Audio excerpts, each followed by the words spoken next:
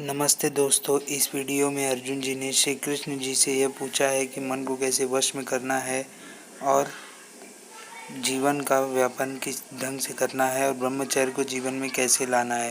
और अंतिम में हमने आपके लिए कुछ सीख भेजे हैं, ध्यान से देखिएगा अंतिम तक वीडियो। Thank you.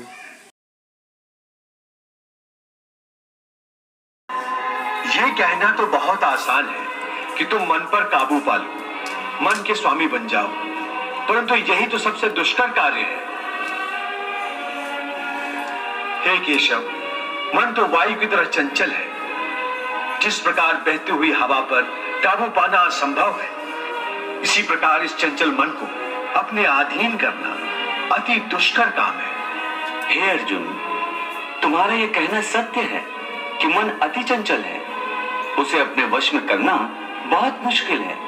मुश्किल है जनार्दन, असंभव है। नहीं अर्जुन, मुश्किल अवश्य है, परंतु असंभव नहीं है। तुम्हारा कहना है कि मन को वश में करने का कोई तरीका, कोई साधन भी है? अवश्य है। क्या है वो तरीका? असंशयम महाबाहो मनो दुर्निग्रहम चलम अभ्यासेन तु कौन्ते वैराग्येण च गृह्यते। अर्थात मन को वश में करने के लिए उस पर दो तलवारों से प्रहार करना पड़ता है।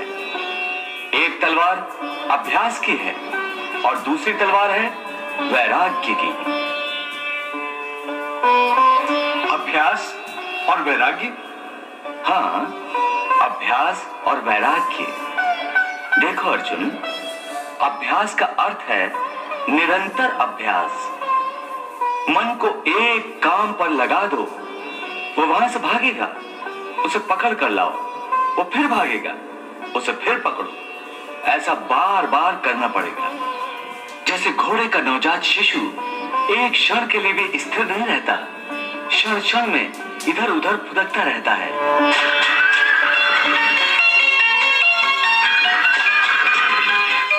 उसी प्रकार मन भी क्षण क्षण में इधर उधर फुदकता रहता है।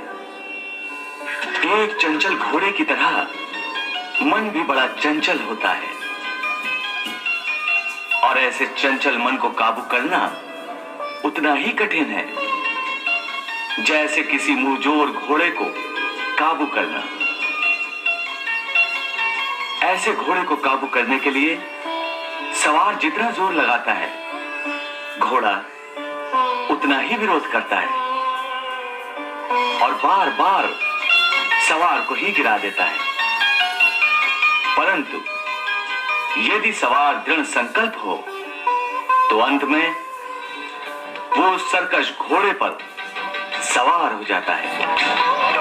बस फिर वही घोड़ा सवार के इशारे पर चलता है।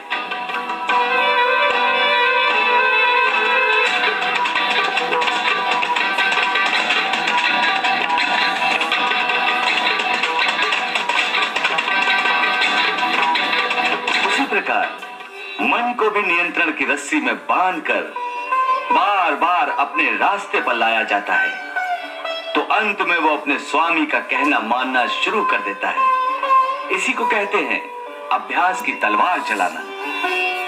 जब अभ्यास की तलवार से ही मन ठीक रास्ते पर आ जाए, फिर वह दूसरी वैराग्य की तलवार की क्या आवश्यकता है? उसकी आवश्यकता इसलिए है कि एक बार ठीक रास्ते पर आ जाने के बाद मन फिर से उल्टे रास्ते पर न चला जाए, क्योंकि उल्टे रास्ते पर इंद्रियों के विषय उसे सदा ही आकर्षित करते रहेंगे।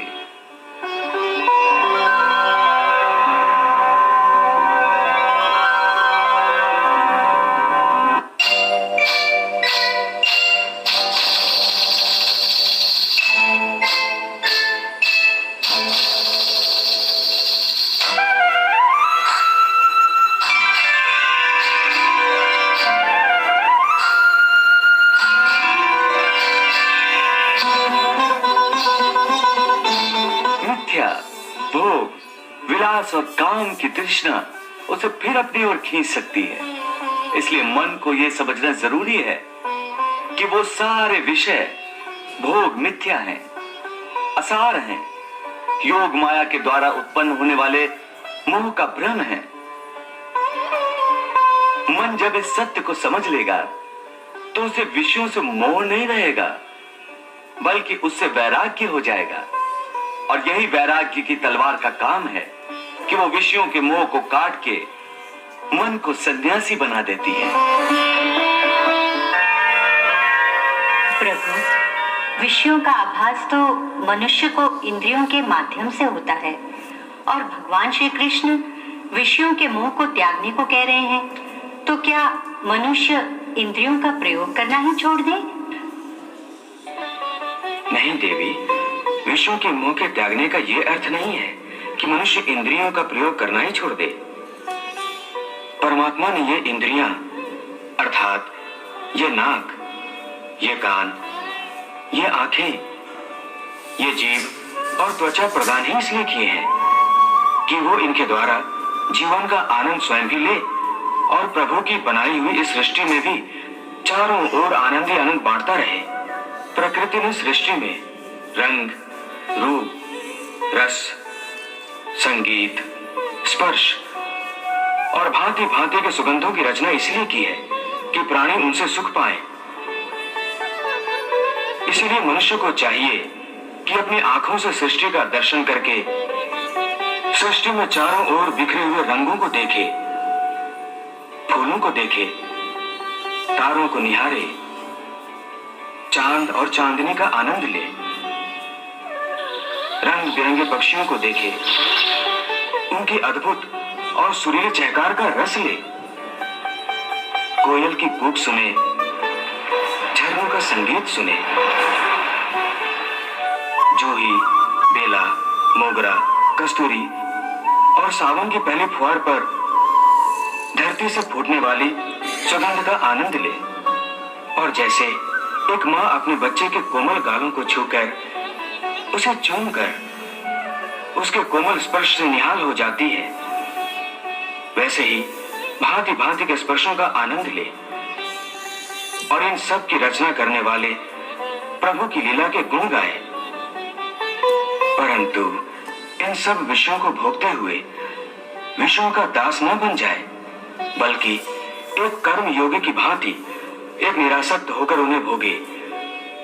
भोगों को भोगे की तरह नहीं, बल्कि योगी की तरह भोगे। और ऐसा करते हुए संयम और संतुलन को न छोड़े।